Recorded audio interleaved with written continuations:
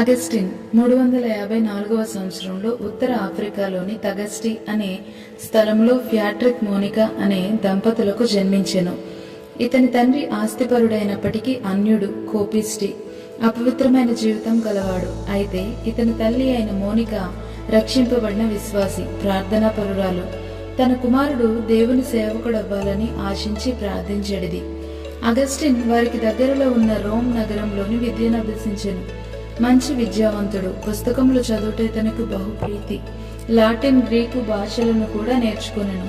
కానీ ఆ భాషలలో ఉన్న కట్టుకథలను, అపవిత్రమైన కథలను చదివినందున తన హృదయంను పాడు చేసుకొనెను. అతని హృదయము అపవిత్రమైన తలంపులతో నిండి ఉన్నందున చాలా అపవిత్రమైన జీవితమునకు అలవాటు పడెను. కనుక బైబిల్ని తృణీకరించెను, క్రీస్తును నెట్టివేసెను. ఈయన తల్లి అయిన మోనికా తన కుమారుని జీవితం మారవలనని కన్నీటితో ప్రార్థించెడిది.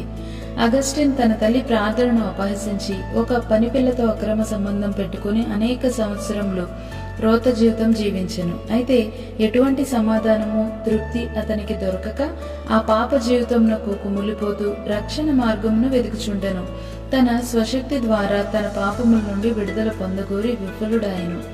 ఒక రోజున ఒక భిక్షగాడు సంతోషంతో నవ్వుకోవడం చూచి నాకంటే అతడే మెరుగ్గా ఉన్నాడే అని ఆశ్చర్యపడను.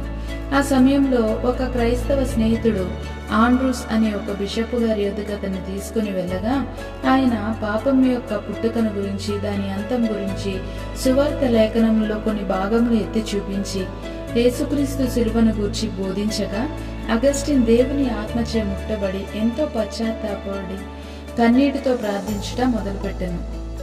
ఇలాగున ఒకరోజు ప్రార్థించుకొని చుండగా పరిశుద్ధ గ్రంథం తీసుకొని చదువు అన్న ఒక చిన్న బిడ్డ వంటి స్వరం వినబడెను. అతడు బైబిల్ తీసి చదువుచుండగా మోసకరమైన దురాశల వలన చెడిపోయిన మీ ప్రాచీన స్వభావమును విడిచిపెట్టి క్రీస్తు యేసును ధరించుడి అన్న వాక్యంపై అతని దృష్టి పడెను.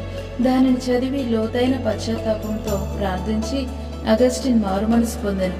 388వ సంవత్సరంలో ఈస్టర్ రోజున బాప్తిసం పొందెను. 13 సంవత్సరాలుగా అగస్టిన్ మార్పు కొరకు అతని తల్లి చేసిన ప్రార్థన నెరవేరును.